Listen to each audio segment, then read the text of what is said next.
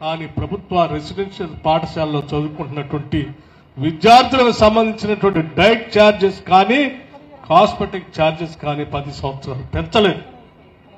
దానివల్ల ఆ పాఠశాలలో చదువుకున్నటువంటి విద్యార్థులు అరకొర నిధులతో సరైనటువంటి పోషకాహారం లేనటువంటి ఆహార పదార్థాలతో అనేక ఇబ్బందులు పడినటువంటి వైరాన్ని ఈ ప్రభుత్వం అధికారంలో రాగానే మొట్టమొదటిగా చేసింది రాష్ట్రంలో పెరిగిన ధరలకు అనుగుణంగా లెక్కగట్టి ఈ రెసిడెన్షియల్ స్కూల్స్ లో చదువుకుంటున్నటువంటి ప్రతి విద్యార్థికి 40% డైట్ ఛార్జెస్ ఒకటేసారి పెంచినటువంటి చరిత్ర కూడా ప్రభుత్వానికి.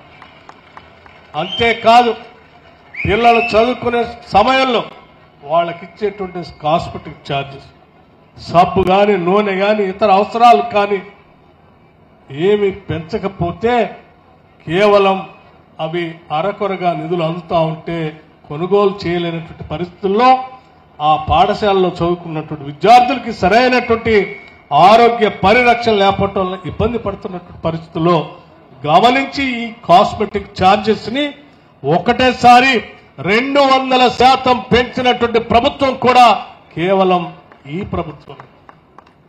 ఇవన్నీ నేను ఎందుకు చెప్తా ఉన్నానంటే కేవలం డైట్ ఛార్జెస్ 40% పెంచడమే కాదు, 200% కాస్మెటిక్ ఛార్జెస్ పెంచడమే కాదు, ఆ పెంచినటువంటి నిధులతో వాళ్ళకి అందుబాటులోకి వచ్చేటువంటి మెనూని తయారు చేసి నిష్ణాతులైనటువంటి డాక్టర్లతో ఈ డైట్ మెనూను తయారు చేసి రాష్ట్ర వ్యాప్తంగా ప్రతి పాఠశాలలో దీన్ని అమలయ్యేటట్టుగా చూసేటట్టుగా డైట్ మెనూకి సంబంధించి బోర్డులు కూడా ఆయా పాఠశాలలో డిస్ప్లే చేయమని చెప్పి ప్రత్యేకంగా ఆదేశాలు ఇవ్వటం జరిగింది. ఇవ్వటమే కాదు, ఈ పాఠశాలలో చదువుకున్నటువంటి పిల్లలతో నెలకు ఒక్కసారైనా ఆ జిల్లాలో ఉన్నటువంటి సీనియర్ అధికారులు కలెక్టర్తో సహా ఆ జిల్లా స్థాయిలో ఉన్నటువంటి అధికారులు ఆ పాఠశాలను నెలలో ఒక్కసారి ఎక్కడో ఒక స్కూల్ని విజిట్ చేయాలి, ఆ పాఠశాలలో విద్యార్థులతో కలిసి భోజనం చేయాలి. ఆ విద్యార్థులకు ఉన్న సమస్యలు కూడా ఎప్పటికప్పుడు తెలుసుకొని ప్రభుత్వ దృష్టికి తీసుకొని వస్తే ఆ సమస్యల పరిష్కారం చేయటానికి ఈ రాష్ట్ర ప్రభుత్వం ఇటువంటి వ్యవస్థను కూడా ఏర్పాటు చేసిందని మీ అందరికీ నేను విజ్ఞప్తి చేస్తా ఉన్నాను. కేవలం అధికారులే కాదు, శాసనసభ్యులు మంత్రులు కూడా ముఖ్యమంత్రి గారితో సహా నాతో సహా రాష్ట్రంలో ఉన్నటువంటి మంత్రులు శాసనసభ్యులు అందరం ప్రతి నెలలో ఏదో ఒక దగ్గర ఇటువంటి రెసిడెన్షియల్ స్కూల్స్ కి ప్రభుత్వ పాఠశాలకు వెళ్లి వాళ్ళతో కలిసి భోంచేసేటట్టుగా ఒక వ్యవస్థను ఏర్పాటు చేసి ఈ రాష్ట్రంలో విద్య అనేది అత్యంత ప్రధానమైనది, ఆ విద్య ద్వారానే సామాజిక మార్పుకి అవసరం ఉంటుంది.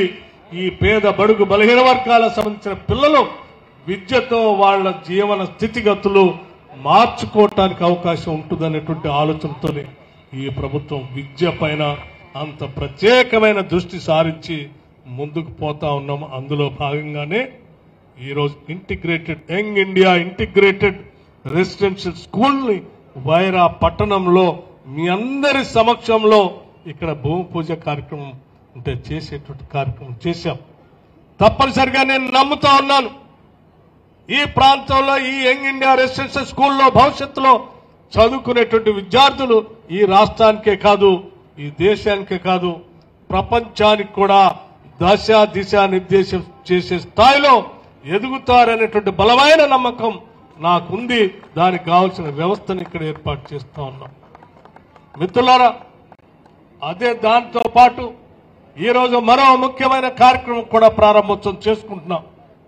మీ అందరికీ తెలిసిందే, రాష్ట్రంలో 1,15,00,000 కుటుంబాలుంటే ఈ 1,15,00,000 కుటుంబాల్లో 1,00,00,000 మంది మహిళలు, ప్రతి ఇంట్లో మహిళ, ఆ మహిళలకి ఈరోజు ఆత్మగౌరవంతో బతకటానికి ఆనాడు ఏదో చీరలు ఇస్తే ఆ చీరలు అరకొరగా పనికిరానటువంటి వ్యవస్థలో ఉన్నటువంటి దాన్ని గమనించి అత్యంత నాణ్యమైనటువంటి చీరల్ని డిజైన్తో అందరూ కట్టుకోవటానికి పనికొచ్చేటువంటి చీరల్ని రాష్ట్ర ముఖ్యమంత్రి రేవంత్ రెడ్డి గారి నాయకత్వంలో ఈ కేబినెట్ ఒక నిర్ణయం తీసుకొని ధరను పెంచి ఈరోజు రాష్ట్రంలో ఉన్నటువంటి 1,00,00,000 మంది మహిళలకి ఈ కుటుంబం ఒక కుటుంబ పెద్దగా చీర సారె పెట్టేటట్టుగా అత్యంత గౌరవంతో కోటి మంది మహిళలకి ఇంటింటికి వెళ్లి బొట్టు పెట్టి చీర అందించే కార్యక్రమాన్ని ఈ రోజు నుంచే రాష్ట్ర వ్యాప్తంగా మొదలుపెట్టాం.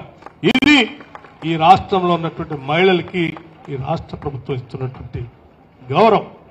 Thanks for watching Focus on TV. Please subscribe, like, comment, and share.